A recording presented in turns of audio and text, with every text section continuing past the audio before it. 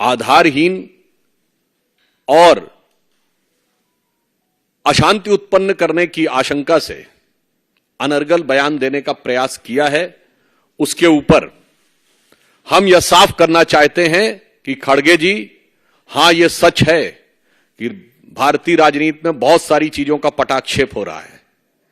राजवंशों की सत्ता 1947 में समाप्त हुई थी। अब लोकतंत्र का आवरण ओढ़े हुए जो लोकतांत्रिक राजवंश हैं, उनकी सत्ता को चुनौती मिल रही है और उनको लग रहा है कि आने वाले चुनावों के बाद उनका भविष्य क्या होगा। और यह मैं ऐसे ही नहीं कह रहा हूं, आप उत्तर से दक्षिण तक देखें तो 2019 के लोकसभा चुनावों में देश की प्रबुद्ध जनता ने इंटाइटलमेंट के आधार के ऊपर जो लोग लोकतंत्र के नाम पर राजतंत्र चला रहे थे, चाहे कश्मीर में अब्दुल्ला और मुफ्ती परिवार हो, वो लोग चुनाव हारे, पंजाब में बादल परिवार चुनाव हारा, हरियाणा में हुड्डा परिवार चुनाव हारा, अशोक गहलोत जी का बेटा चुनाव हारा, उत्तर प्रदेश में अखिलेश यादव जी की पत्नी चुनाव हारी,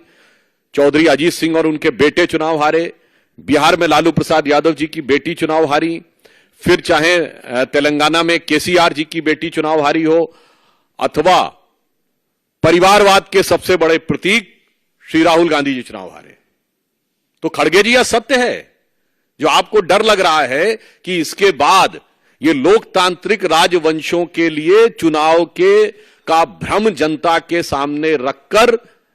राजनीति करना संभव नहीं हो पाएगा, क्योंकि अब भारत में वास्तविक लोक सत्ता का प्रादुर्भाव हो गया है। सो वॉट एवर श्री खड़गे जी saying, it is real meaning is that those dynastic politics under the garb of democracy, which is continuing, which has been totally discarded by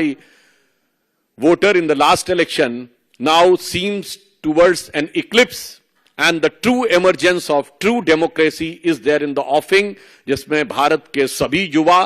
और सभी मतदाता, जो प्रधानमंत्री जी ने कहा है, भारत का गरीब, भारत का किसान, भारत की महिला और भारत का युवा अपनी शक्ति के साथ उभर कर सामने आ रहा है। जी भारत।